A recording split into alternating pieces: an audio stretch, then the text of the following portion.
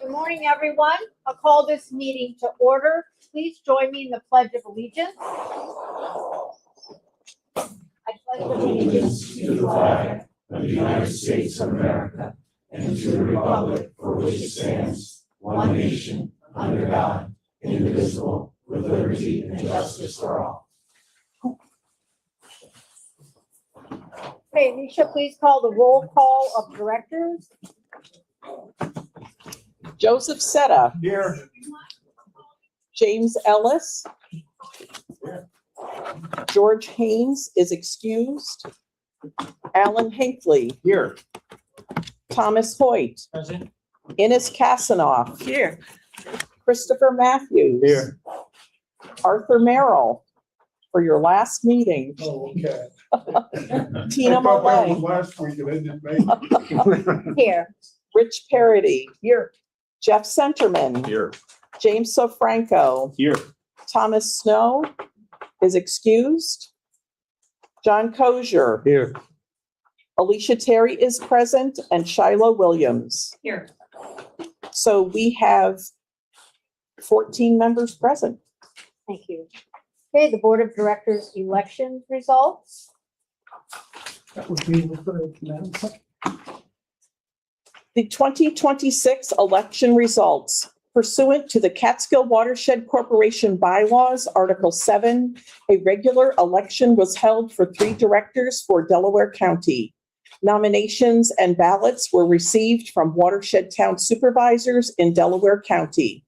The 3 nominees elected to the CWC Board are James Ellis, Supervisor, Town of Meredith, Alan Hinckley, Supervisor, Town of Roxbury, and John Kozier, Supervisor, Town of Stamford. Congratulations all.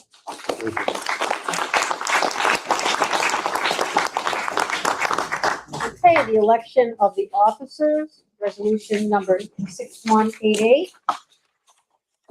Resolution number 6,188, elect officers of the Catskill Watershed Corporation Board of Directors. Do you want me to read the resolution in its entirety? I'm looking to the corporate counsel. How about the now therefore, unless the president feels otherwise? I can do it that way. All right.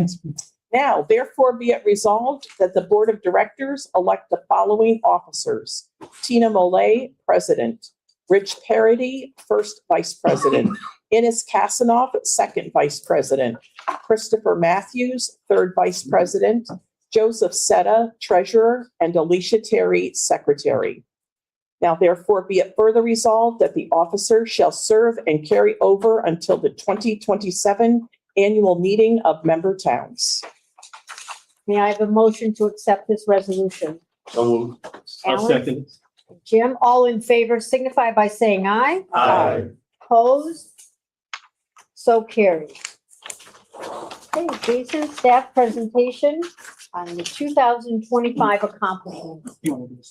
Sure.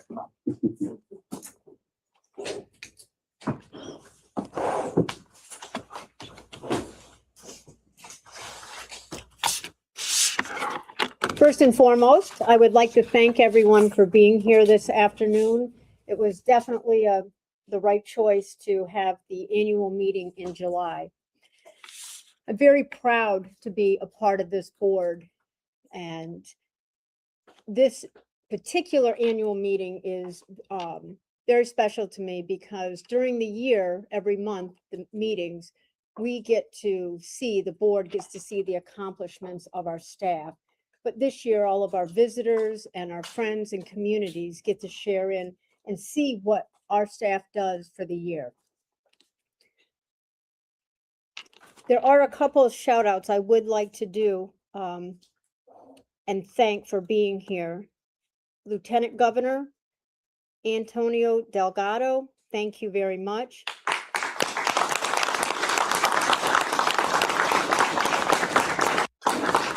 Assemblyman Chris Tagg, thank you for being here. And our new DEP Commissioner, Lisa Garcia, thank you.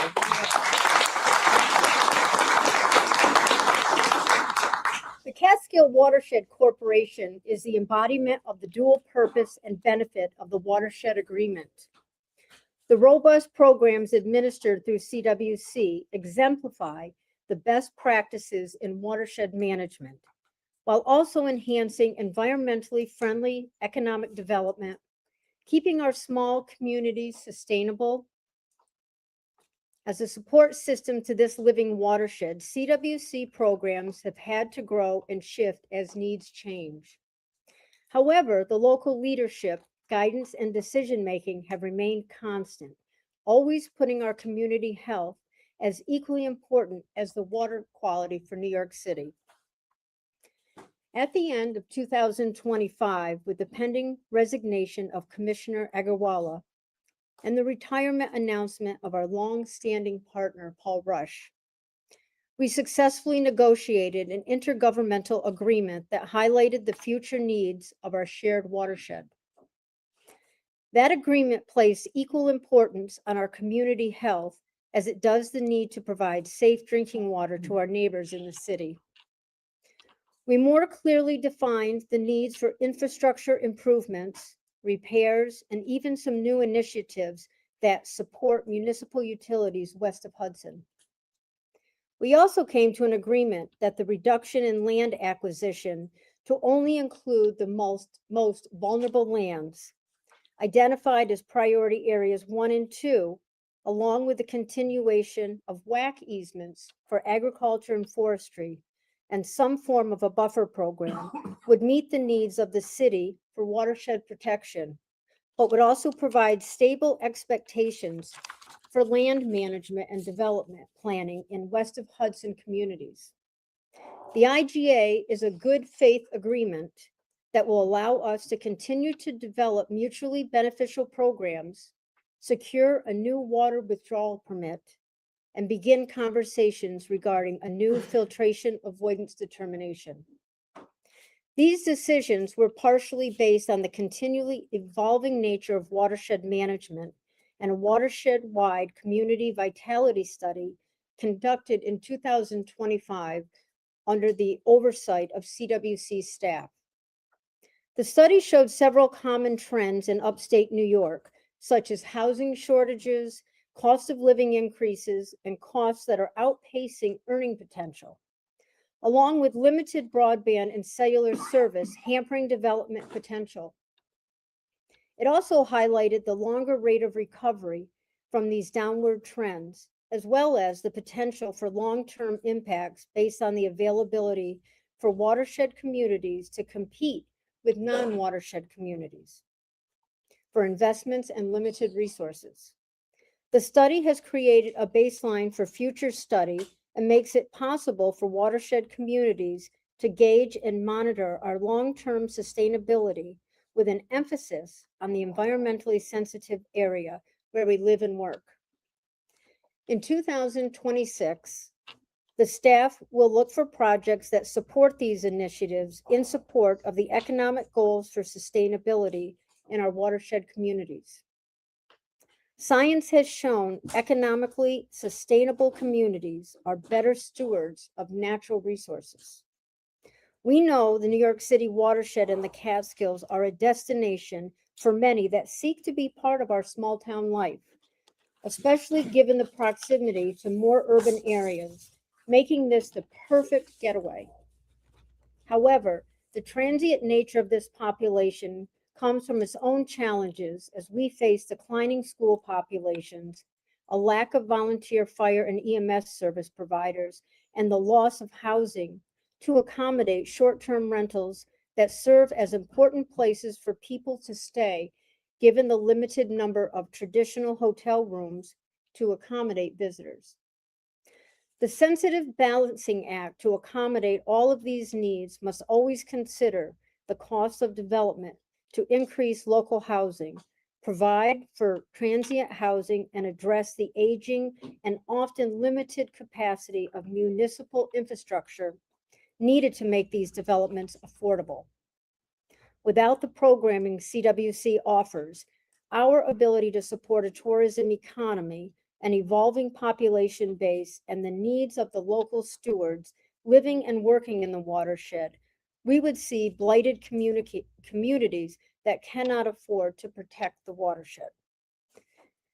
Each year, we face new challenges, but we also enjoy new successes as we shift programs to accommodate the needs of our constituents, both upstate and downstate. As 2026 progresses, we will continue building relationships with our many partners and the new faces that have recently joined the team.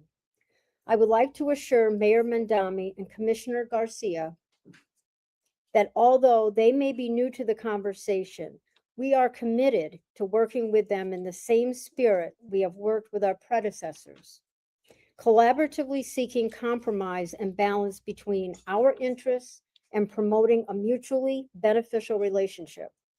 I look forward to the next phases negotiating with the new filtration avoidance determination, getting to know the newest members of the team, hearing new ideas, and learning more about Mayor Mandami's vision for the future of the watershed. As I've said many times in the past, I attribute the success of CWC to the talented staff that serve the region and the commitment each of them has made to CWC and the people we serve. Jason's leadership and the high level of expertise shown by each employee has made CWC an asset to this region. The CWC support of local programs continues to bolster the local economy, support clean water, and provide for our local communities in a way that will enhance the future. My hope for the future is continued collaboration and understanding that allows us to effectively steward the watershed while living in our beloved communities. We are committed to a continued evolution of watershed protection programming that meets the needs of all partners and stakeholders while ensuring our ability to maintain our communities for generations to come. Now, if you will all join me sitting back, relaxing, and enjoying the show. Thank you.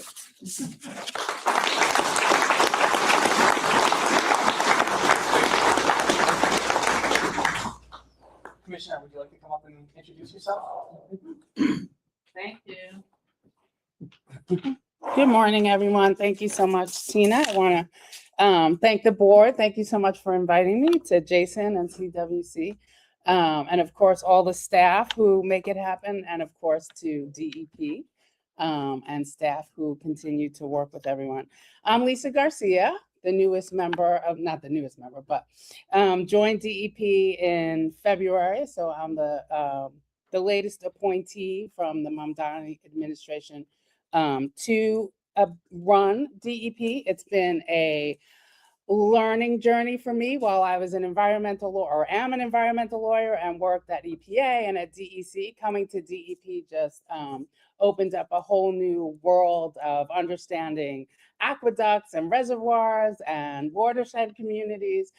So it's been really great coming up to speed and meeting everyone and understanding this complex system that we have to provide clean, safe drinking water to New York City. So I really appreciate all of the work that everyone has done to make sure that we protect our water. And of course, as I'm coming up to speed, welcoming me, thank you so much, meeting with everyone. I will continue to come up to the watershed and make sure that we meet and we listen. And so I really appreciate your words of continuing that collaboration. The partnership that we have with everyone is super, super important. CWC, the watershed communities, of course, our regulators, thank you to them too. But we really do want to continue this effort to have this wonderful drinking water protected, and of course, going into this new filtration avoidance determination, negotiating that so we can see this effort into the future. So we really look forward to that work. I do just want to mention a few things. Yes, it is a transition. So we have me coming in. There's been a lot of changes at New York City and at DEP. I'm new. The mayor is new. But you know, we've been working in New York for a long time. Of course, Deputy Commissioner Paul Rush retired. So that's a big change. well-earned retirement after decades of service, and we celebrated him for a few months. That was wonderful. And we're still in the process of figuring out who the new deputy commissioner will be. And so stay tuned for that information. David Warren is the acting deputy commissioner, and he's been around for a long time. So hopefully everyone knows who to call. But again, thank you for your patience as we kind of come into this new space of new leadership.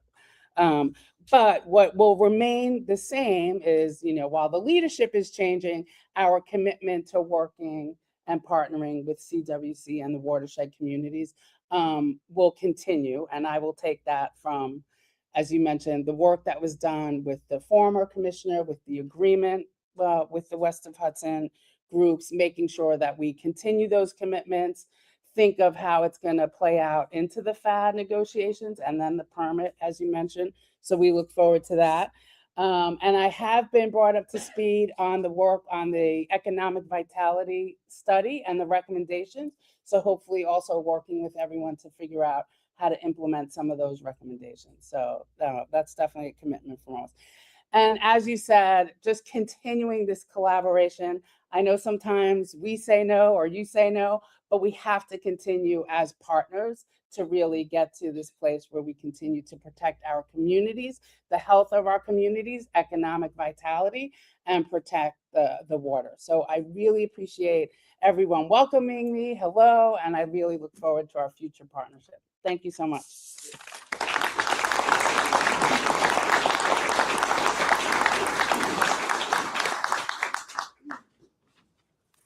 Good morning, everyone, and welcome to our 29th annual meeting of the Catskill Watershed Corporation. My name is Jason Merwin. I'm the Executive Director of CWC, and thank you, Tina, for those words. Thank you, Lisa. 100% agree. Let's keep the conversation going, collaborating together, and continue this partnership into the future. I'd also like to congratulate Alan and John on your re-election and welcome Jim to the board. Congratulations. It's truly an honor to stand before you all today as the Executive Director of CWC. And as I look out across this room filled with people and organizations and communities that have contributed to CWC's success and made this region such a special place to live, work, and raise a family. Before we talk about specific programs or projects or grants or accomplishments, I think it's important that we remember why CWC exists. You can't truly understand CWC's mission without understanding the history and the sacrifice of the watershed. More than a century ago, entire communities were displaced and destroyed to create the reservoirs that now supply clean, unfiltered water to millions of New Yorkers every day, half the state's population. For almost 70 years, watershed families lost homes, farms, businesses, churches, and schools. And in many cases, entire communities disappeared beneath the waters that now define our landscape. 26 communities were taken, and thousands of residents were displaced as the reservoir systems were constructed. Those events made a lasting mark on the region and shaped generations of local attitudes towards New York City. Yet our communities endured.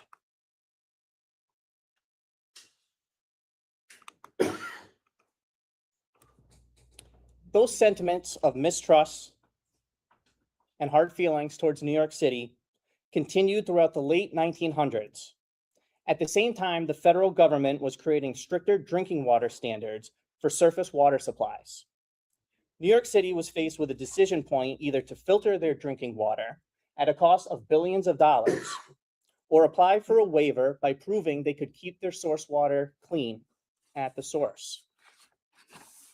It was a no-brainer for the city.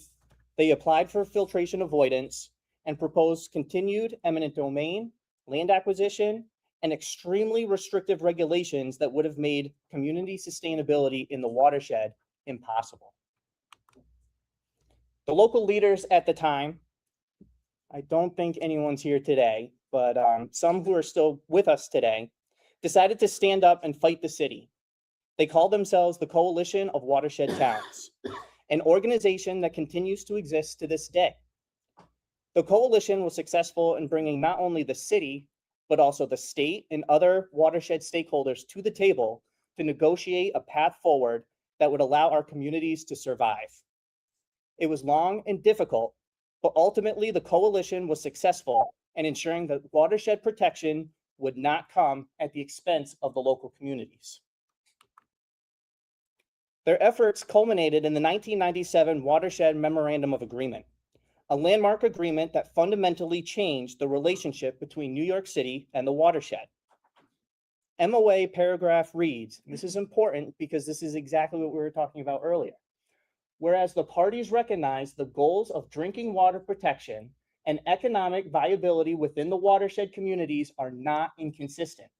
Hence, the intention of the parties to enter into a new era of partnership to cooperate in the development and implementation of a watershed protection program that maintains and enhances the quality of the city's drinking water supply system and the economic viability and social character of the watershed communities. And the MOA ultimately allowed New York City to receive their filtration waiver. It also provided them an avenue to obtain a land acquisition permit and to impose strict regulations, although not nearly as strict as what was originally proposed.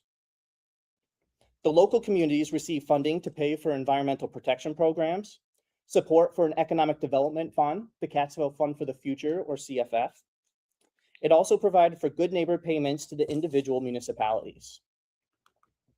What it also did was it created the Catskill Watershed Corporation.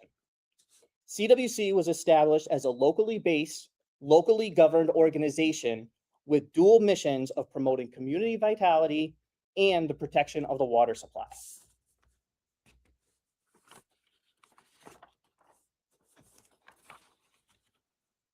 We are not a regulatory agency. We are not New York City. We are not DEP. We are not here to enforce rules or create barriers. We are an organization created by watershed communities for watershed communities. We exist to provide practical solutions, technical expertise, financial assistance, and local leadership that helps our communities succeed while continuing to protect one of the most important drinking water supplies in the world. For nearly 3 decades, that has guided everything we do. Our programs were designed to be and continue to be mutually beneficial.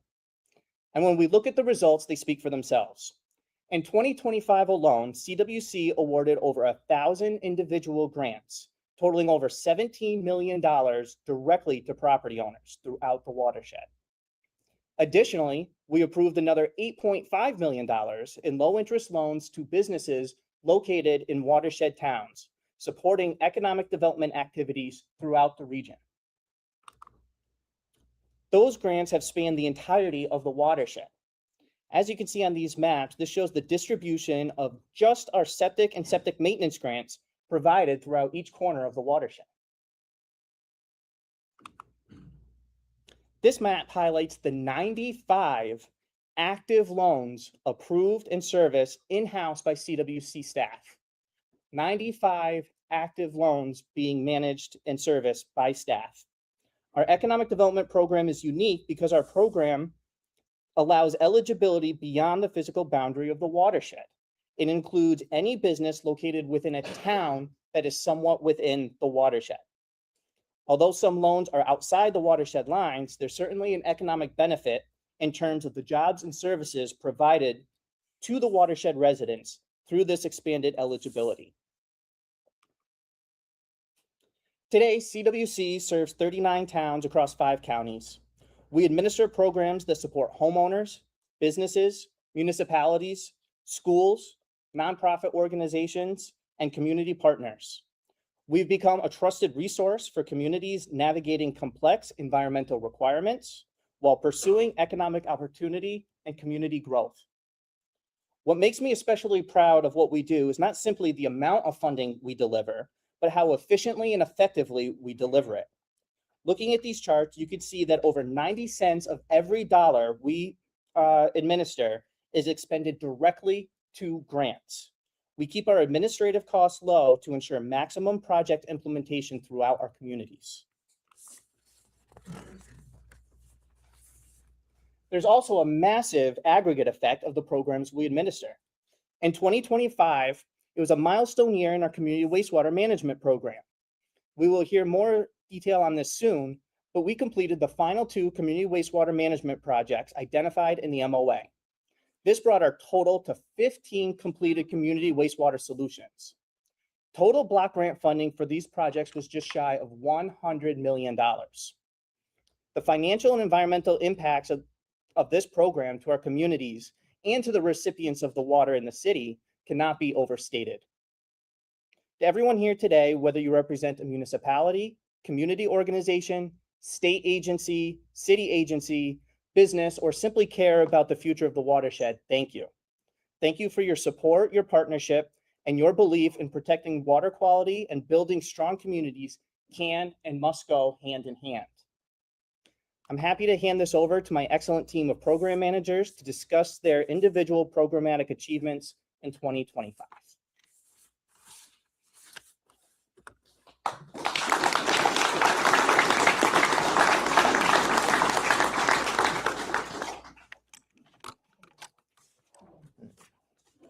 Good morning, everybody.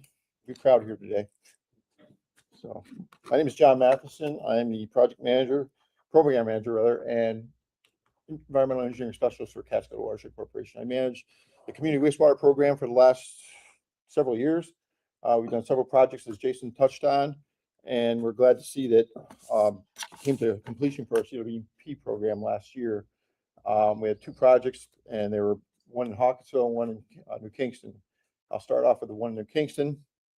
What we did over there was we did a project for both New Kingston and Hawkinsville. It came in at $16 million for both of them. And we were able to get both projects done under budget. We did all the restoration, got everything submitted for documentation. The only thing lacks in Hawkinsville right now is the final bond approval and the final inspection to be done in the fall of this year. The picture to the far left, let me get my pointer out for you. Right there, Lake Waka Waka in the background in Hawkinsville, and we have our water line running out of that lake into the pump station. So what we're doing at that point, we're testing that whole system right there through the whole village of Hawkinsville, hamlet of Hawkinsville, and a whole pipeline that comes back from Hawkinsville back to a manhole out here just past our building. That's about a 4.4 mile run of pipeline that we did. What we did in Hawkinsville, we decommissioned all their septic tanks within the each lot and crushed them, pumped them out. And then we got the crew from Hubble Construction, which I wanted to say, great job for those guys. They came in, they got the tank out of the ground, or like I said, crushed it, and they took and hooked the line that coming out of the house, so we didn't have to go in the house at all. Hooked it into the lateral line that went into the force main that came back to this manhole back here. Also, they put little risers in for clean outs, so this way each property has a clean out that they can, if they have a problem, they can get unplugged. Moving over to this one here, we had a little bit of a challenge. The stone wall, there's a house just above this, and so the elevation change was drastic, and we didn't want to bother the stone wall. We didn't want to destroy it. So what we did a directional drill with a torpedo that came through there underneath, and we were able to pull the lateral line through into that force main. So this way, like I said, we didn't disturb that stone wall. It was a good project. Like I said, it came in under budget, and we're happy to have it all done. So moving on. So now, working. There it goes. Oops, not too fast. Come on. This thing's not cooperating. There, it just goes around by. There it is. I got it. Okay. So, next project was over New Kingston. The first picture up on top, that's the control building that was on the property. That's where we have a generator inside that is for backup use for in case the project, power goes out. This thing can run, and it'll run the septic system for that whole community and still keep it going. So this way there's no problems. There's also all the electrical components inside the building, and there's like a little lab on this end of the building over here where they can do their testing. And where this building sits, there's the remote leach field for the whole project is just past it. So that's why it's a strategic place to put the building. And here we have a control panel and pump station. And we worked with the homeowner to accomplish her goals because nobody really wants to see a pump station or a generator in their front yard. So we were able to talk to them and work it out where we planted some shrubbery. And we also put a fence up around it and made it the color of what their house is. So it blended in with their property very well. And they were happy at the end of it. So, and then up here, we have the FPK construction crew. They're putting in a 1250 tank, 1,250 gallon tank. Has 2 chambers, and you can see the 2 manholes. And this gentleman here is actually putting a riser in for a clean out at that point. And so New Kingston's a little bit different than what Hawkinsville was. Hawkinsville had a pipeline taking everything back to the Margaretville wastewater treatment plant. New Kingston has its own individual tanks in each yard, holds all the solids, which will be pumped out every 3 to 5 years. And then all the affluent will go from that tank out into a line that will take it over to that remote leach field. Down below here, this is a part of the project we didn't expect. So August of 24, we had a major rain event, and that stream that runs down parallel with that tree line broke its bank right here and went right across this field, and it came to within 50 feet of our remote leach field. And so we put all that money into the project, and we were able to convince everybody that we needed to do something with the stream project to get it as part of this, to get it corrected so this wouldn't affect the leach field in the future. So Baker Brothers came in, they did all the construction. This is when they first started it, diverted it, and then started building a new stream, supporting the whole bank. And this is the finished project. And I want to thank Delaware County Soil and Water for being out there to do the design work as well as construction oversight on this. Thank you, Graydon, wherever you are. There you go. Thank you, buddy. So no, it came out really good. I've been out there a couple times, high water events. It's held its own. We created a nice floodplain right here as well. And so the water is really doing what's supposed to do during a flood event, and it's staying away from that new leach field that we have. So, all right, moving on to the next one. So this one I have to read a little bit more about. So Shokan, this is the last project. We completed all 15 of the original community wastewater projects this past year. Shokan's been in the process for about 5-6 years now, and we did all the studies as well as the design work. Thank you, Lamont. Thank you, Nick. And they got it all together. Was able to put it out to bid. We put it out to bid in October and November. We got awarded the bids in October and November. And let me just start reading this because it's a little bit more complicated. This is the largest one that we've done. It's going to be $90 million worth of a project, whereas most all the other ones are like 15 million or less. It's going to service 525 lateral connections for the community. It's going to have 166,000 gallons per day flow, along with 35 grinder pump stations. This project is unique only because right now the Boyceville wastewater treatment plant has been flooded in the past.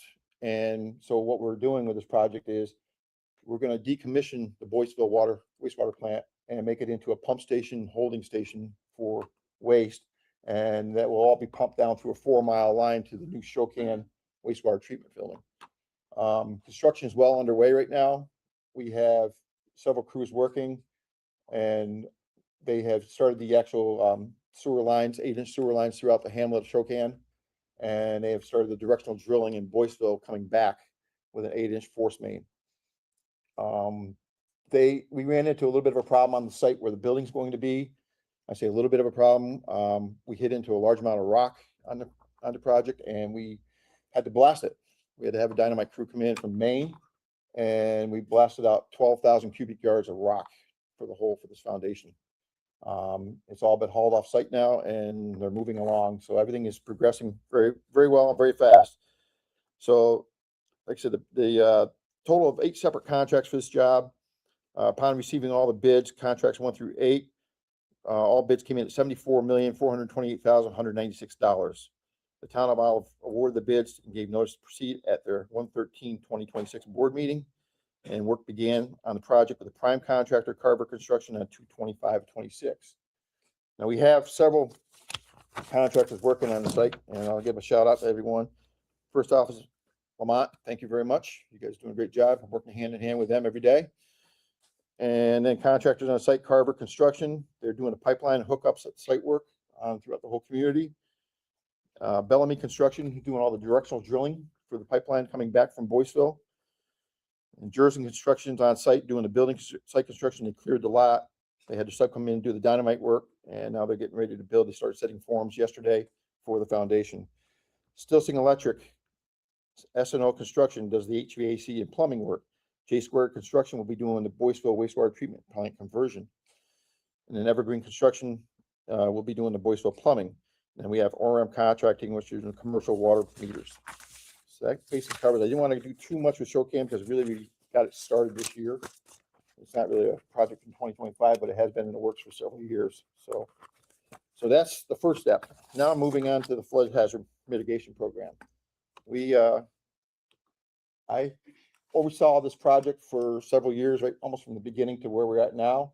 And the new face is going to be Eric Lane. He's going to be taking over that, and I'm going to devote myself to all the Showcam project from here on in.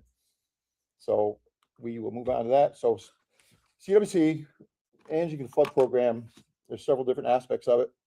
We did $35,000 in feasibility studies, funding for 5 properties, almost $400,000 in demolition funding. So demolition funding is a little unique only because people that have homes that have been substantially damaged in the past try to go to their town and request that they get a buyout. The city does a buyout. They go through the process of getting the closing done, and then CWC steps in behind them, and we do the demolition of the structures. And so I'll see more of that as we get into the presentation a bit more. We got almost $95,000 in tank anchor and property protection measures. We've anchored over 100, I can't remember exactly the number, but way over 100 tanks, and none of them have moved yet in any of the flood events that we've had. And property protection measures can range from putting vents in to moving utilities up out of the flood level, elevating buildings. We've done all that. So $80,000 in design costs for public infrastructure improvements such as bridges, building floodplains, with a total of about $828,000.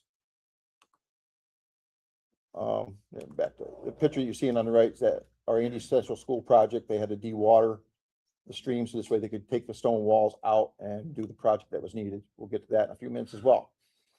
First one up is project we did up in Greene County, County Route 1 in the town of Hawkett. There's a $1.3 million project, and what we did was we were able to talk to Greene County, and Greene County contributed $300,000 towards the project. Went through the whole thing, and we ended up being under budget. So it came in another project that I oversaw that we got it under budget. We fixed the alignment of the bridge.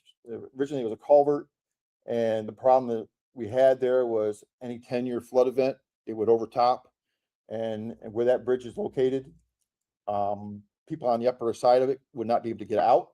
They would have to do about a 15-minute detour all the way around just to get out of Hawkett, just because they couldn't use that bridge, that culvert at that time. Same thing for emergency services. If somebody had a structure fire or needed an ambulance of any type up in there, they'd have to go all the way around that extra 15 minutes just to get to what they had to get. And so it was very important that we take on this project and get it done. So moving on to the next slide. So this is the construction of the bridge. Lots of steel going into it. And on the bottom slides, this is a completed bridge. It's an actual bridge now. It's not a culvert, and it will pass the 100-year flood event now. So this way we can hopefully correct the issue of people being stranded up in the valley, and also get emergency services up in there during a high water event. And this is the completed project as well. Over here, what we did for DEC requirements, we built the wing walls, put the precast concrete on top, and we kept the bottom of the stream as a stream with stone gravel. This way it's not a smooth surface, so fish can travel and do what they have to do upstream. So next project's up in Ashland. Jeff Beatty was awarded $162,000, and CWC pays 75% of that cost, and he's responsible for 25% of that cost for this project. First picture, whoops, come on back. First picture is the house as it set originally, and then we moved on to this one here where they did all the excavation work around it, tore the porch off the front of it, and you can see it's all stone laid and it was really rough shape, and the house had to be elevated to be 2 feet above base flood elevation. So in this picture here, you can see the hydraulic lift that they use, the steel I-beams they put underneath the house to lift it up. And now it's lifted, sitting on stone base on cribbing. And they got the footings poured here and working underneath it. It's pretty safe. It looks like, oh my gosh, but it really is pretty safe. And they're here, they're putting the foundation. I mean, it was sitting up 13 feet in the air, so. Some people, yeah, we had some people actually stop by and was like, you guys crazy? No, it's good, it's good. So here they're putting the foundation in place for the forms to get this foundation done. Now they have the foundation done here. I don't have a recent picture. I have them on my phone, but I haven't got it on the print here. The project's almost done. It's been a process, but they're getting close to being done now. They have to bring in fill to fill all the way up to 1 foot below where these openings are, because that's where the flood vents are for the foundation. And so if they bring fill in, they've done that. They just got to get it graded off. Next one was the Andy Central School. This was an important project as well. I touched on it a little bit earlier. So early in the project, this was all stone walls that were failing and falling into the stream and causing a blockage. So CWC stepped in along with help from Delaware County Soil and Water again. And what we did was we put 1.5 million towards the project, and an additional million came in from Delaware County Soil and Water. We were able to do the project and remove all those existing stone walls. And we put in these precast stone wing walls all the way through, along with security fences on top, so this way nobody steps over the wall and falls in. This is the bridge that was added to it. There was a bridge there, however, it was in terrible shape. And so we add that bridge to the project, so this way they could gain access to the back of the school. And there you can see the finished product with the fencing and whatnot in place. Same thing back in that August storm event. We had a major storm event. It held, everything stayed in place until it got down below. Down below here, past the bridge, created a large floodplain. So therefore the water is able to disperse, and it took a lot of water out of there. And that was a high water event. And like I said, it really held its own. So moving on to the buyout process. This is like I touched on earlier, where people have a threat of either erosion hazard or flooding hazard where they've been substantially damaged in the past. And therefore they call and they say, we, talk to the community, you want to get a buyout, they want to get out of it before the house falls in or gets flooded again. And in this case, this is the one we're kind of highlighting the most here, is Nolan property up in Hunter. So when I was first contacted by the owner to go do a site visit, I got there and I measured from this post right here out to where this erosion had started. So back down in here like this. And it was 136 feet to the edge of the erosion. And that erosion drops off about 100 feet to the stream. So during the process of them doing a buyout with the city of New York and getting it approved, get the closing done, we expedited this one a little bit more. And usually it takes about 2 years plus to get one of these buyouts done. We got it done. I think it was in 16 months, I think it was. And so in that 16-month period, it went from 136 feet of erosion away from the house to 3 feet. That's how much soil went in that short time period. These lines that you see here, that was the leach field. It's dumping down into the river now. And then that is the exposed septic tank right there now. So this was the day that we got ready to start the demo. And like I said, we were 3 feet from the bank. So that house wasn't going to be there much longer. It would have eroded to the problem, would have just fallen right down that whole thing in the stream. This project up here, this is down in Mount Tremper. This is just a simple demolition. And same thing, I want to give a shout out to Tweedy Construction for a lot of the demo work that they do for us, as well as Dan's demo and hauling. They do a lot of it for us. We put the bids out every time, and those two contractors seem to be always the two that are neck and neck with each other to get these projects done. So shout out to both of them too. And then going into the anchoring portion of the flood management program. So we did a total of 20. There's a few that didn't show up on here. And we did 2 of them at Rickadells and Phoenicia, and then another 2 at the Drake property, which that is that one right there. And you can see how the concrete slab is poured. It's a 12-inch thick concrete slab with reinforcement. And then the anchors are installed into the concrete when the concrete's wet. And then when it's all done, reset the tanks and bring these straps up over, anchor them down. It's done project. And so then we went down to Boyceville and did 7 of the 120 tanks at the old hardware store. And then we did another 500-gallon tank at the old hardware store. And this should be here. It says 3 275 oil tanks, which that's those 3 right there, as well as another 5 120-gallon propane tanks were also anchored at the supermarket.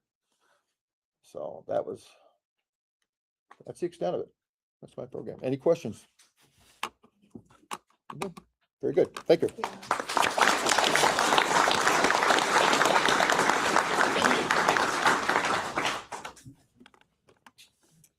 Hi, everyone. My name is Rachel Berger. I'm the Stormwater Program Manager here at CWC. Today, I will provide an overview of the stormwater programs and the role they play in helping watershed communities comply with DEP stormwater regulations.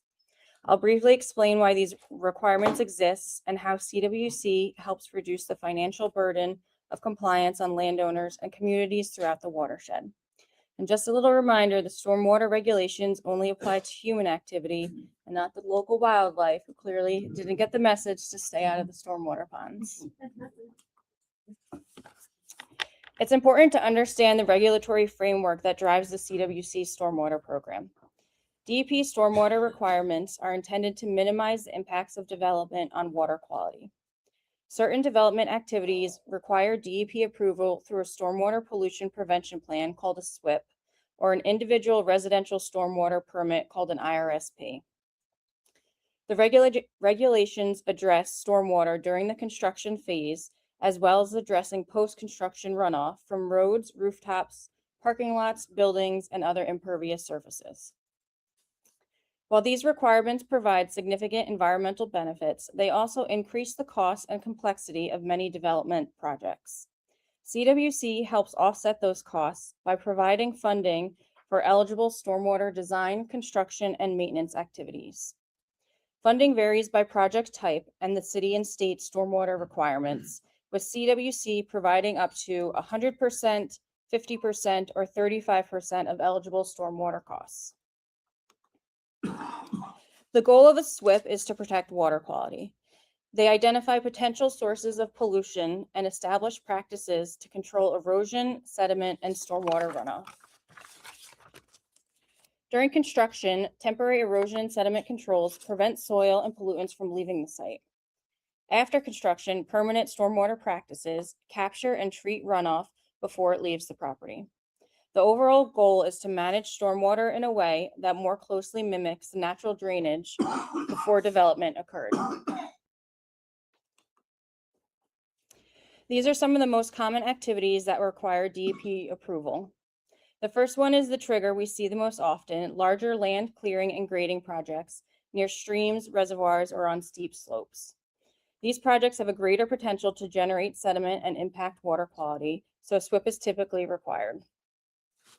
New subdivisions are another common trigger because stormwater must be managed not only during construction of the roadways and infrastructure, but also as each individual lot is developed over time. We also see many IRSPs for new homes built near watercourses. These are just some of the most common activities requiring SWIP approvals. A more comprehensive list of regulated activities is included in the watershed regulations. During 2025, CWC's board approved more than $4.1 million for stormwater projects throughout the watershed. Funding supported 22 projects across 4 counties, and more than $3.1 million was reimbursed for completed project work from previous years. As I just mentioned, the CWC board approved more than $4.1 million in stormwater funding during 2025. Greene County accounted for the largest share of approved funding, followed by Delaware, Ulster, and Schoharie counties. The distribution changes each year based on where eligible projects are proposed and approved.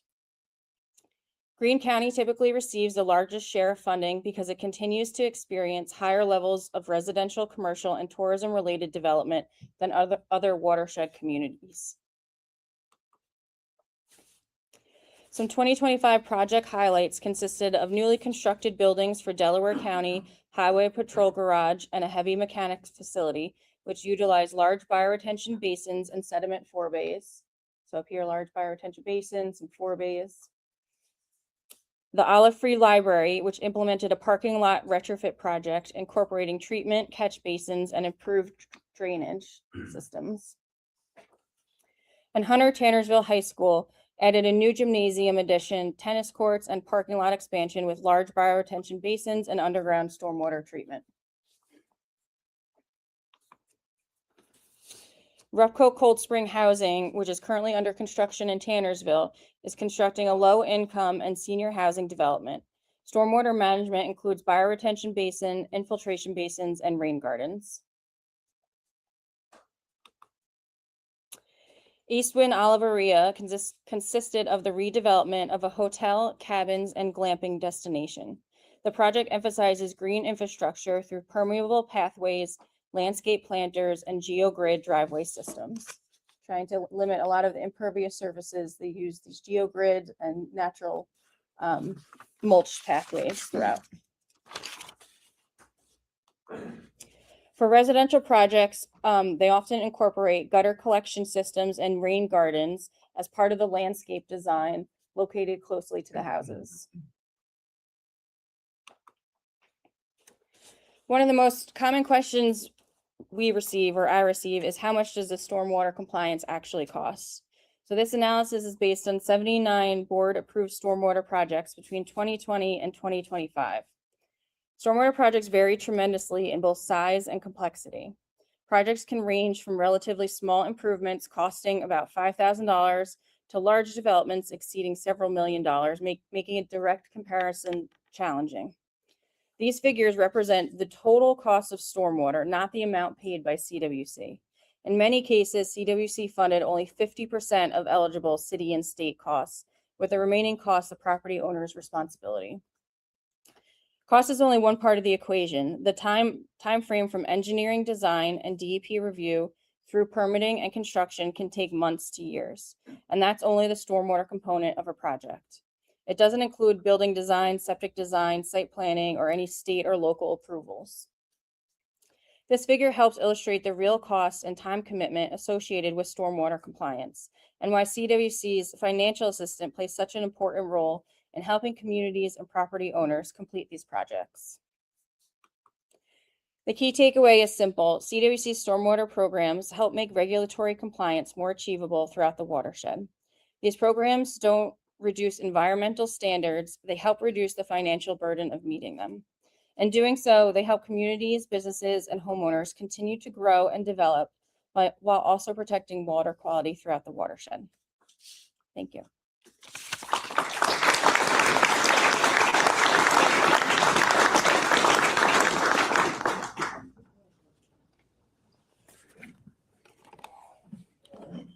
All right, hello everyone. My name is Mitchell Hall. I am the septic program manager.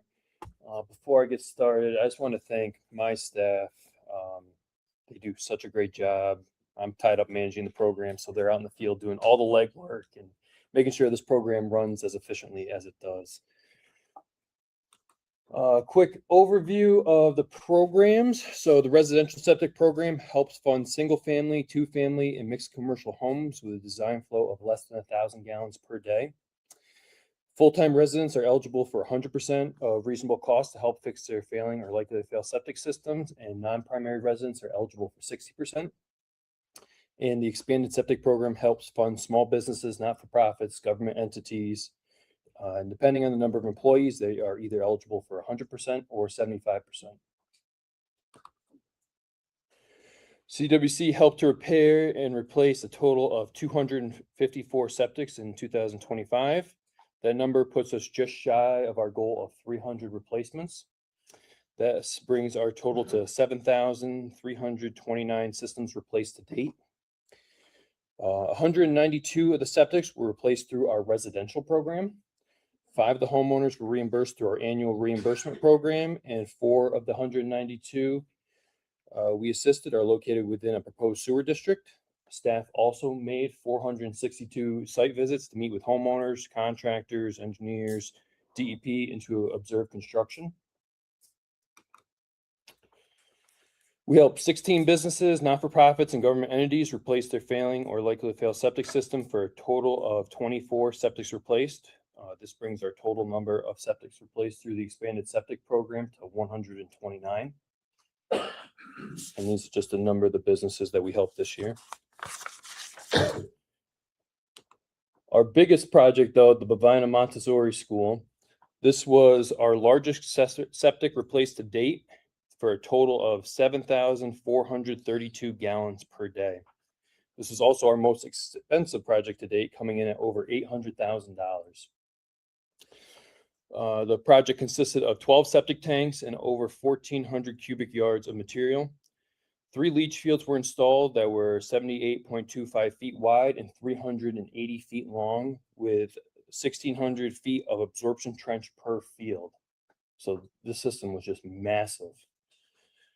Now, while this project was a replacement of the failing septic system at the school, we also modified the system to accept additional flow, which will allow the school to have additional students and staff, along with the possibility of adding dorms on the property for high school students. For homeowners whose systems are older than 10 years old and who have maintained their septics, we offer a second-time repair program. This year, we assisted 29 homeowners with second-time repairs, bringing the total number to 124. So we've observed that the majority of second-time repairs that we're doing are mostly pump replacements or minor repairs. It's not a whole lot of full-time, full project replacements.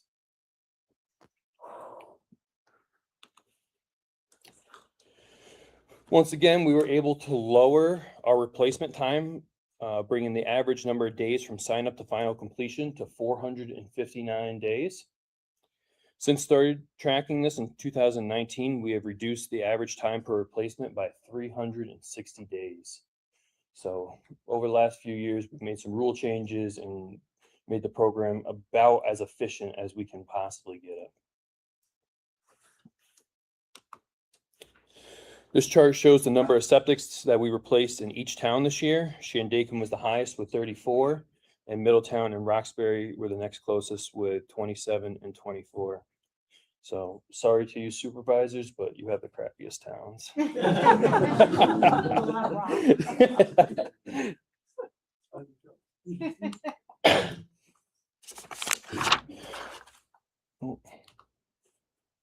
So by providing grants to 254 homeowners, they were able to employ 94 contractors and 22 engineers.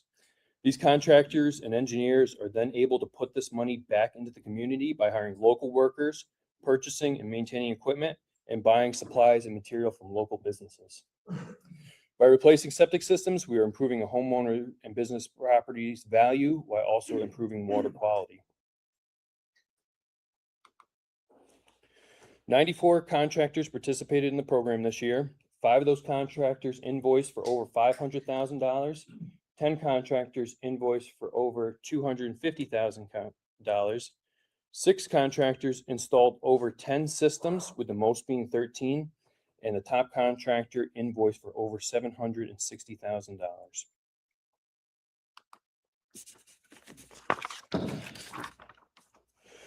We worked with 22 engineers this year, which was 5 less than we worked with the previous year.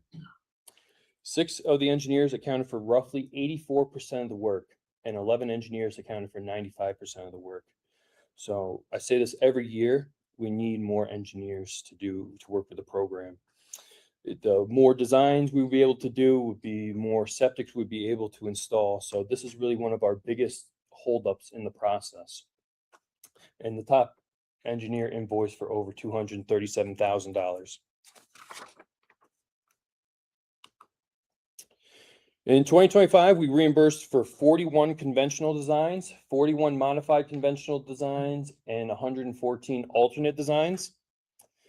In the next box, you'll see the average cost per type of system. Alternate is the most expensive because it usually has a pump chamber or a dosing system, and these systems typically require a lot of fill material. We primarily have to do alternate designs because the systems we're replacing are in small lots with poor soils and because of all the setbacks we're trying to meet.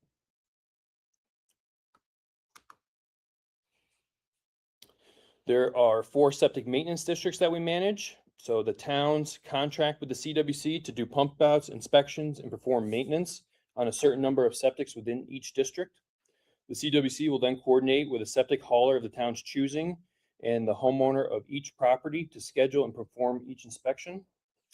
CWC will then provide the town with an inspection report, suggest any repairs or replacements needed, and provide a list of the next time each septic should be pumped out.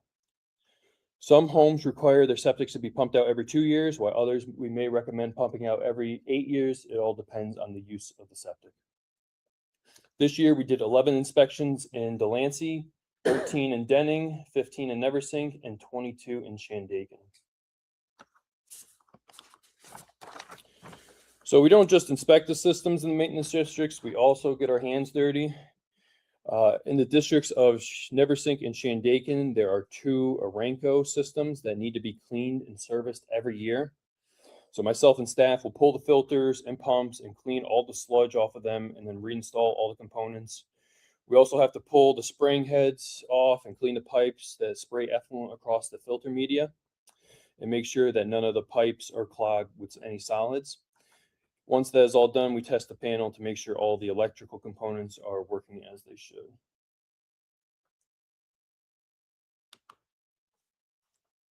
We hosted 2 training seminars for contractors and engineers. These trainings introduce contractors and engineers to the latest and greatest in enhanced treatment systems and provide them with design, installation, and maintenance certifications. The class instructors bring tanks and other products so everyone can get a firsthand account and feel for how these systems work.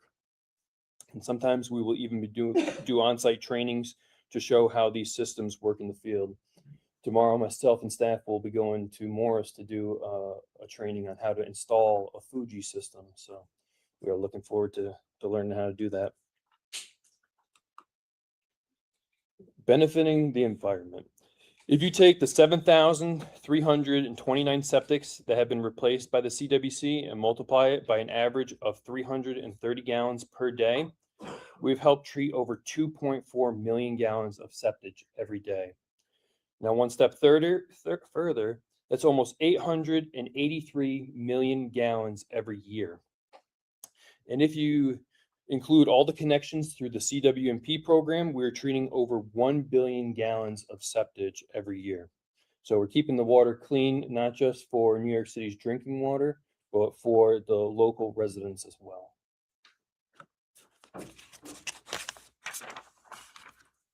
Septic maintenance. So the septic maintenance program is a voluntary program that we offer to help encourage homeowners to maintain their septic systems. By maintaining your septic, you improve treatment, reduce the likelihood of having a failure, and prolong the life of your septic system. Homeowners are eligible for this program every 3 years to help reimburse 50% of eligible maintenance costs, such as locating, uncovering, pumping out, and the installation of risers to ease future maintenance. 2025 was once again a record year for us. We had 851 applicants participate in the program, reimbursing homeowners over $231,000 for maintenance-related costs. Every year, more and more Watershed residents are taking advantage of this program, and we have really emphasized the homeowner the importance of maintaining your septic system. That is it. Anybody have any questions?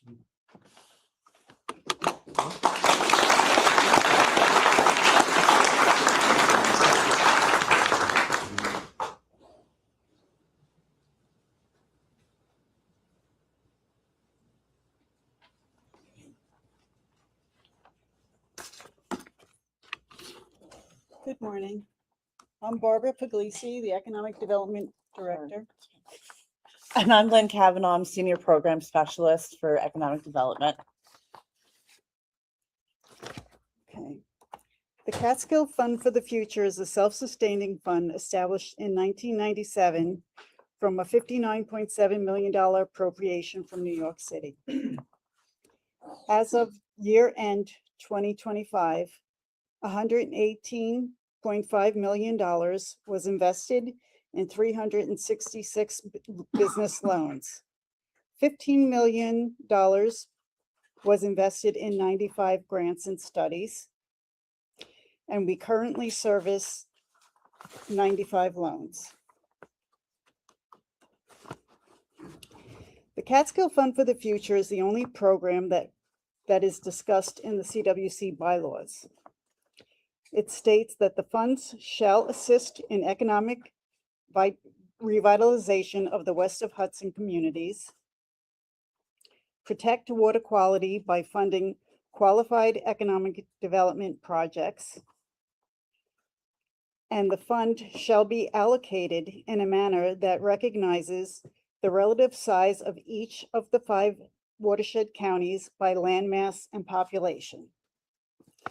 The allocations are indicated on the left. On the right, you could see how the fund has been allocated since 1997. So we're pretty close. We're staying within the boundaries that are allowed.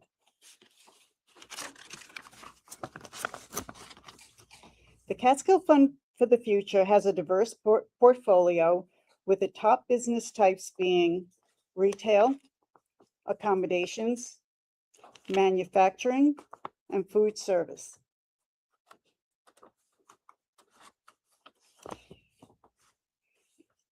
In 2025, 15 loans were approved, totaling over $8.5 million. The loans went to 3 repeat borrowers, 9 new businesses, and 3 bridge loans.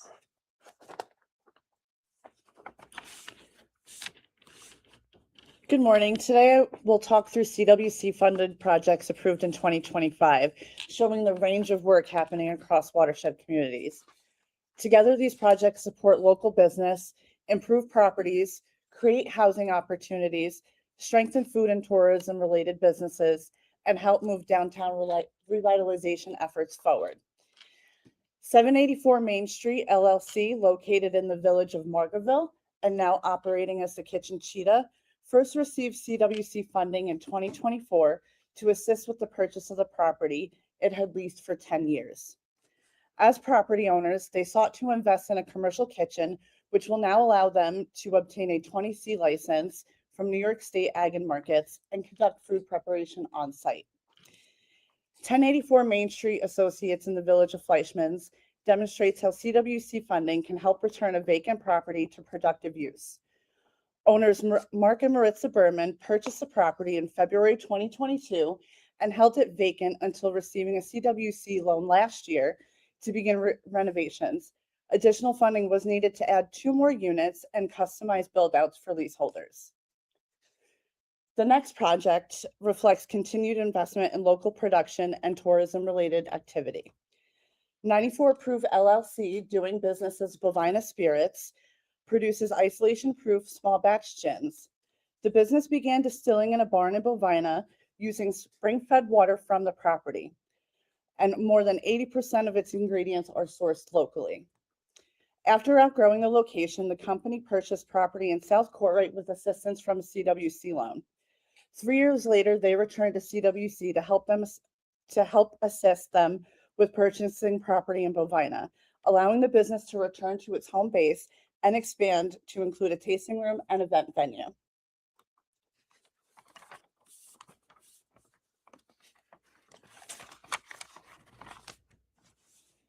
Sorry. 1033 Main Street, also in Fleischman's, is an owner-operated mixed-use building with 2 commercial rentals and 2 residential units. The planned improvements include foundation work, installation of a French drain, shingle replacement, new skylights, and double-hung windows for commercial units and exterior repainting. Video Entertainment Plus, doing business as VEP Waldron's, has served Sydney and the surrounding area since 1983. The business provides major brand appliances, appliance removal, installation, and repair service. It also supplies and installs flooring for residential households and sells air conditioners, grills, and other home-related products. 55 Whitetail Lane LLC purchased Roxbury Wine and Liquor, a full-scale wine and spirit shop established in 2013. Since the purchase, the business has been renamed to Roxbury Bottle Shop and continues to offer mainstream wine and spirits, along with products from the Catskills and other parts of New York State. Just John Property Co. owns the Mill Rock Restaurant in Wyndham and has been open since 1996 and has remained in continuous operation. John and Justine Galino purchased the business and property in 2018 and have already made several upgrades, including adding a back patio for additional seating and outdoor concerts, And with CWC support, they will upgrade the restaurant interior, improve electrical fixtures, and install a more energy efficient generator. The next project combines food service, housing, events, and community use in one redevelopment effort.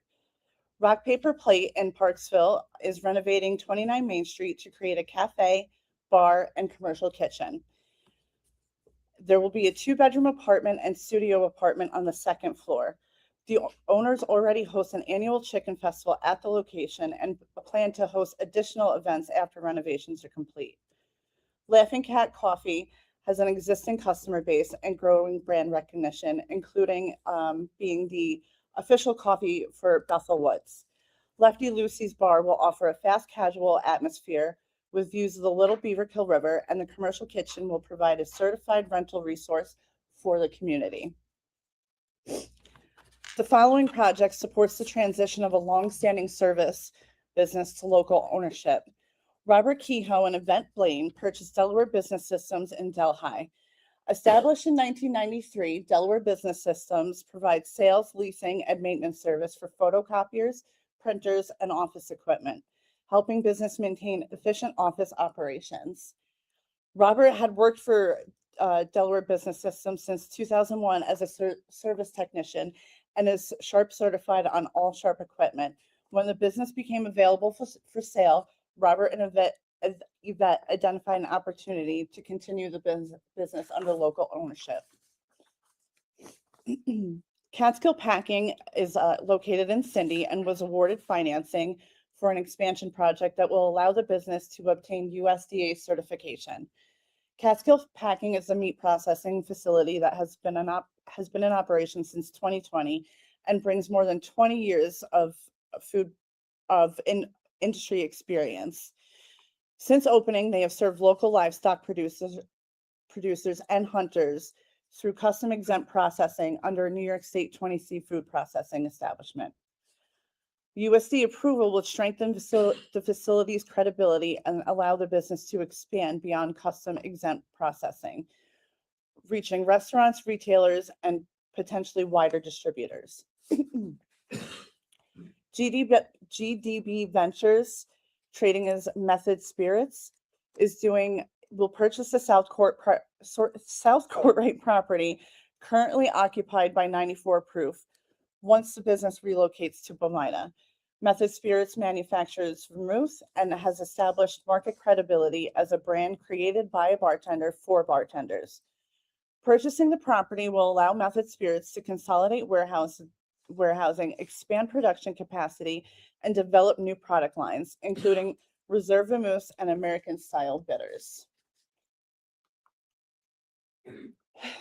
The CWC loan program, bridge loan program, was established in 2023 to help local businesses and nonprofit organizations compete more effectively for grant funding opportunities across New York State. This need was identified by staff and approved by the CWC board, which recognized that the Watershed region faces a competitive disadvantage due to its rural character and smaller population compared with other economic development regions in New York State. This imbalance can make it more difficult for local applicants to succeed in competitive grant programs. Even when applicants are successful in securing grants, they may still encounter financial barriers before their projects can move forward. Because grants are often dispersed after eligible expenses are incurred, recipients may not have sufficient upfront capital to begin or continue work. These timing gaps can create financial strain and delay projects. In order to address this challenge, the Bridge Loan Program provides temporary financing, which helps approved projects stay on schedule while grant reimbursements are pending. This is done by providing low-interest bridge loans to eligible grant recipients, help cover approved project costs before grant reimbursements are received, and allow projects to proceed without costly delays caused by funding gaps. In addition to supporting individual projects, the program creates a broader local investment benefit. By lending funds within the watershed, CWC can support community and economic development while potentially earning a higher rate of return than may be available through the open bond market. This approach keeps more resources working locally, benefiting both the community and CFF through increased regional investment and economic activity. This year, we approved 3 bridge loans. RUPCO had applied for a bridge loan to support the restoration of the Wellington Hotel located in Pine Hill. The loan is secured by a Restore New York grant awarded through New York State Empire State Development. Once completed, the Wellington would create 10 rent affordable apartments for people who work in the area, along with a ground floor lease opportunity for a cafe or food mart. The hamlet of Roxbury and Grand Gorge, located in the town of Roxbury, were awarded a $10 million downtown revitalization initiative grant in 2024. Sound Mountain is a yoga studio and retreat center located in Roxbury. Funding will help finance the purchase of 4 eco lodges and a bath unit, allowing Sound Mountain to host larger yoga retreats and increase overnight capacity. Finally, 53470 State Highway 30 will renovate the former Reed's Hotel and rebrand it as the Dixon Roxbury. The project will include 4 suites and an on-site restaurant with accommodation for approximately 50 people. In addition to the approved bridge loan, they were also approved a ready loan to help cover project costs not funded by the grant. Taken together, these projects demonstrate the range of ways CWC financing helps advance local priorities, including business expansion, property reuse, tourism, food production, and downtown revitalization.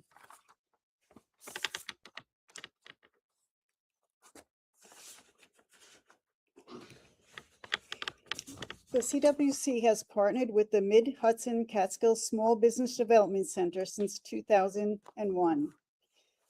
I've worked with Sam Candell, or we have worked with Sam Candell for 24 years now. Sam Candell is the executive director of the SBDC. In 2025, they provided 1,000 plus hours of counseling to 113 Watershed clients, which has resulted in a $4 million investment in the region and 52 jobs created or retained.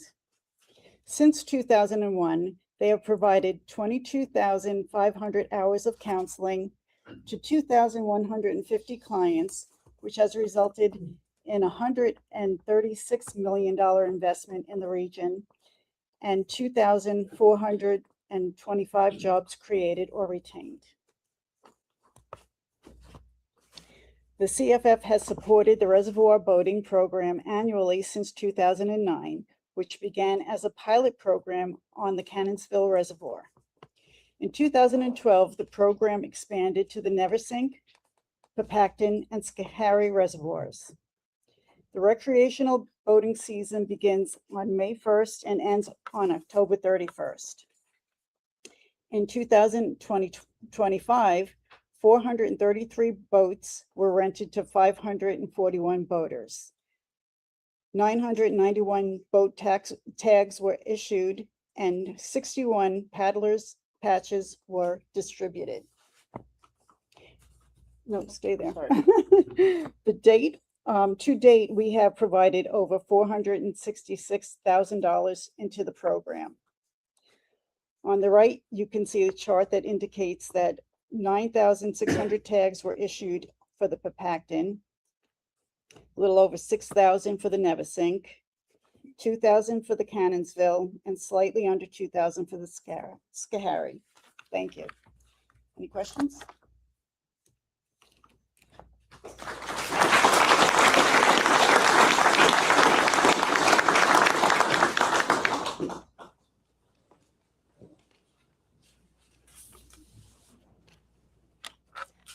Hi, everyone. My name is Jessica Fiedler, and I'm the Grants and Operational Excellence Manager at CWC.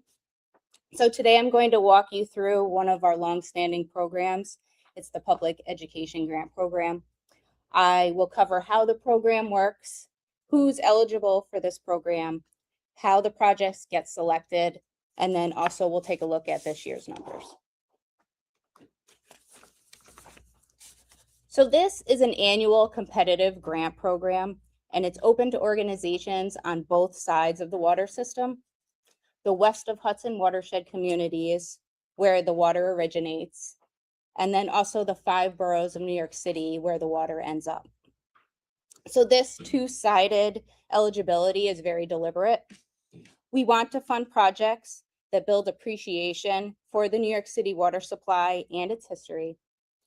These projects will position the watershed residents as stewards of that system. And then projects that also teach the ecology of the region and celebrate the cultural heritage of the Catskills. So in short, we want the people on both ends of the pipe to understand that they're part of the same water supply.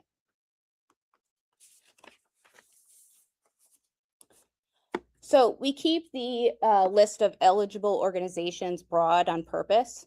It includes schools, libraries, museums, vocational programs, and not-for-profit organizations. And this is because good environmental education happens in a lot of different rooms. It's not just a classroom. And you can see that reflected in the range of some of the projects that we fund. So the Trout in the Classroom project will get kids raising fish and then testing the water quality firsthand. The Arm of the Sea Theater and the Ashokan Center bring these materials to life outdoors. Frost Valley YMCA reaches kids through outdoor programming. And our water quality teaching aids give educators hands-on tools that they can then reuse year after year. So as you can see, these projects are done in all different formats, but they all have the same goal to help make the watershed more real for people. So every application goes through a layered review process. The first stop is the Public Education Advisory Group, or PEAG. And this group is made up of at least 13 educators and subject matter experts that are from both the city and the West of Hudson side. They evaluate the feasibility of these projects, they score the applications against our criteria, and then they will send their recommendations to the CWC Public Education Committee. That committee will then review these recommendations and forward their recommended projects to our CWC Board of Directors. Once the board signs off on these projects, New York City DEP does a final review before any contract is sent out. So it is a lot of steps, but it means that every dollar that we award has been vetted by people who know education and also people who know the watershed.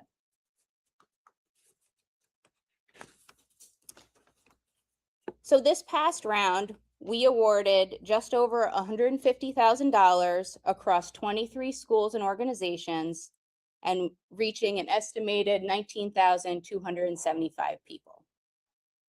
What I'd like to point out in the chart is the reach across the different audience types.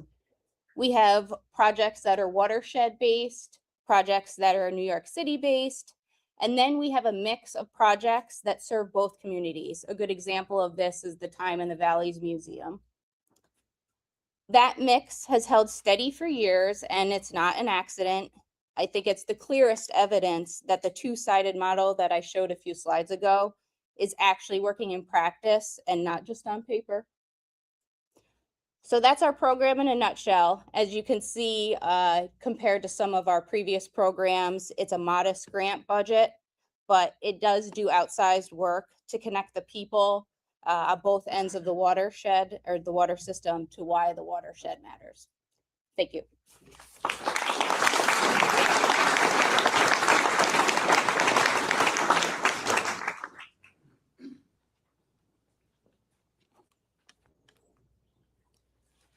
Hello everyone, you're almost there. We're in the home stretch, last program and also our newest program. I'm here to speak with you about the Workforce Development Program. This program was launched in 2025 as part of the revision and expansion of the Public Education 3 contract. Workforce development is a key aspect of community vitality for the West of Hudson watershed region. And although the program is new, we have already had excellent engagement and interest in the grant program. So let's talk about the concept of workforce development first. Workforce development is a strategic effort by a region to ensure it has the skilled workers it needs for economic vitality, or simultaneously providing individual residents with the training and support they need to find and advance in stable, well-paying jobs. Workforce development matches demand for skilled employees with supply of skilled employees. So now you know what workforce development is, let's pivot to CWC's grant program. So our program connects organizations with grant funding so that they can provide training and development to advance West of Hudson watershed residents to be able to meet the hiring needs of watershed employers. Grant funds can go towards hiring and training interns and apprentices, or programs to train unemployed or underemployed individuals to gain certifications and licenses that make them eligible for employment with local employers, or programs to provide school students with skills, licenses, and work experience to position them for local employment upon graduation.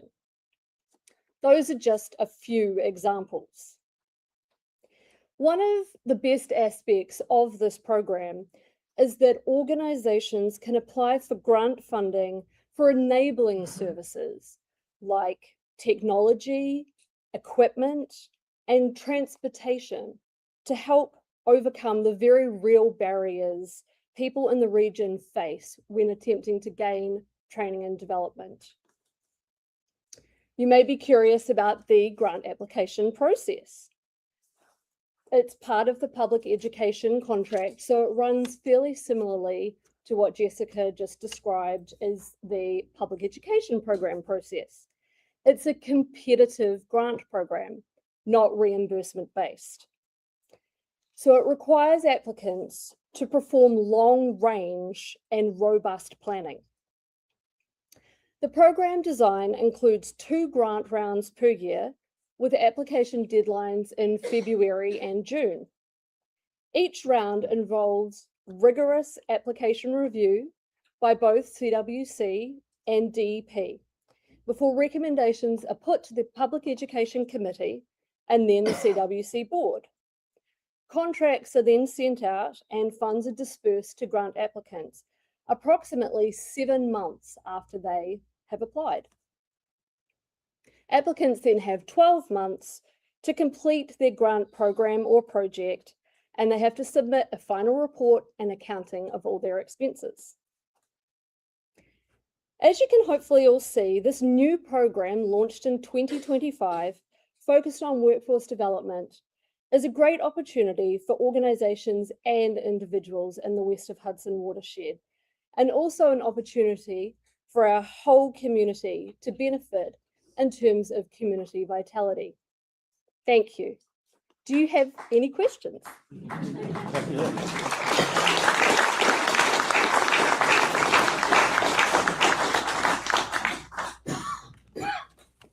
Now we're in the home stretch.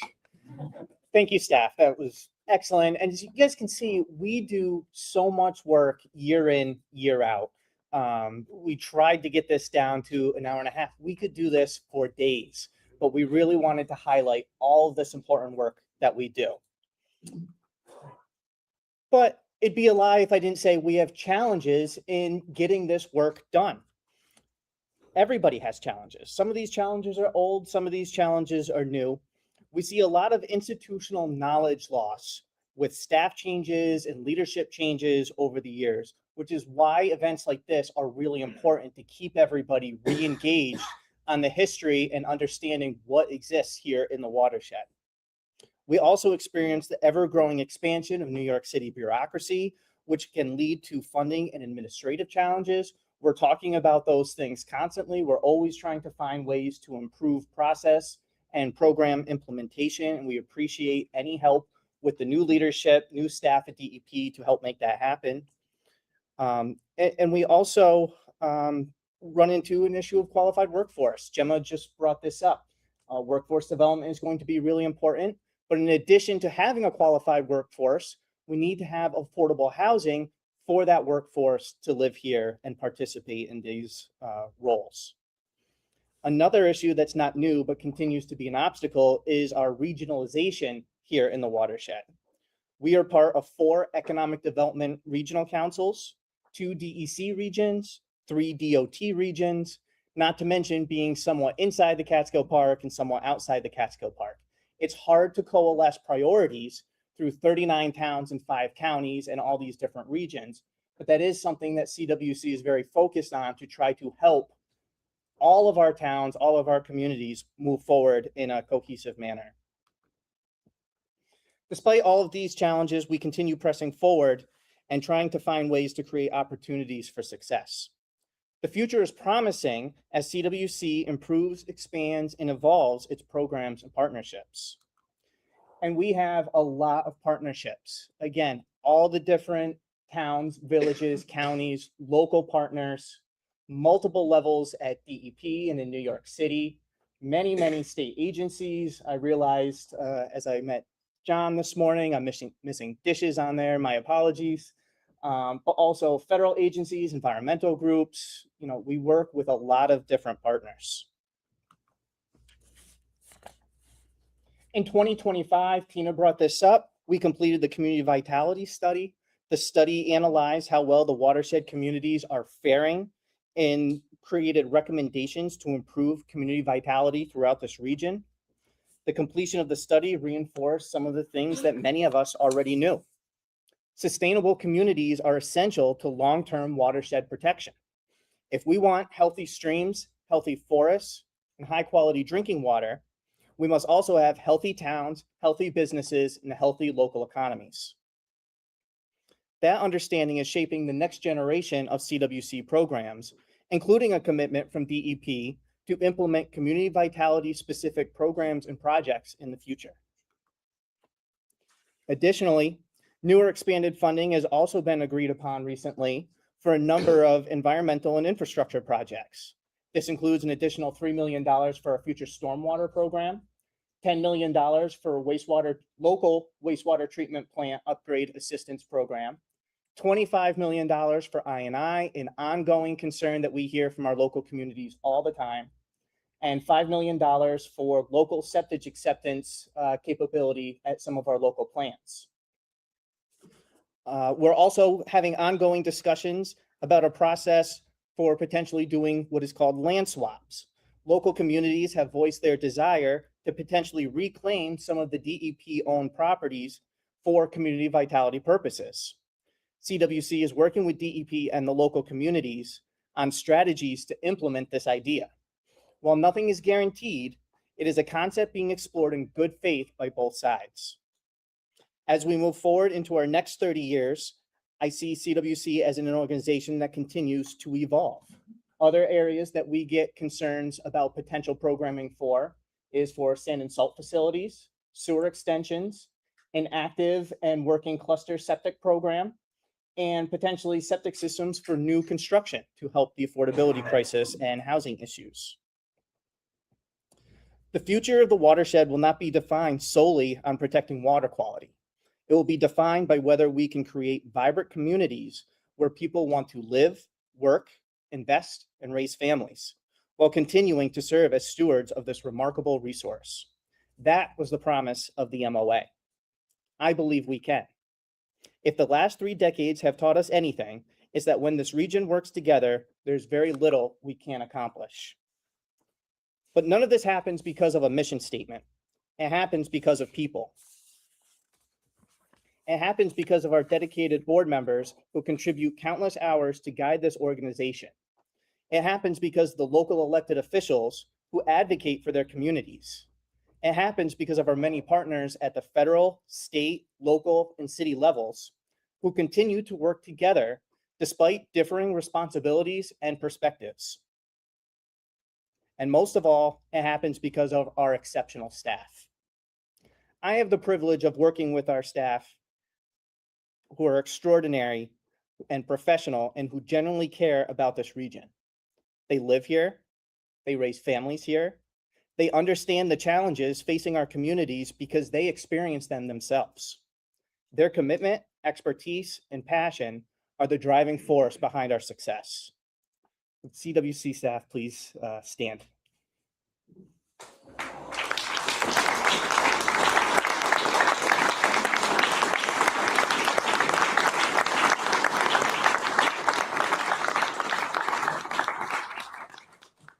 They are the best.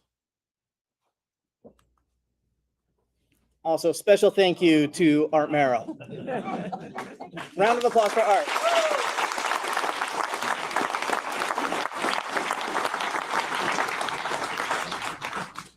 Art has been an engaged and passionate leader at CWC for nearly a decade. Art served as our septic committee chairman and more recently as our treasurer. Art has been extremely supportive and a mentor to me. He's been an advocate for the watershed, and we will miss not having him on our board. Thank you, Art.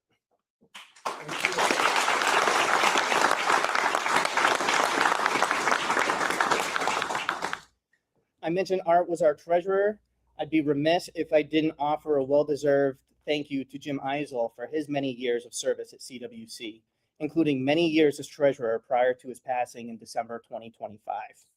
Jim served on the CWC board for over 25 years and was an important leader for our region. He will be greatly missed.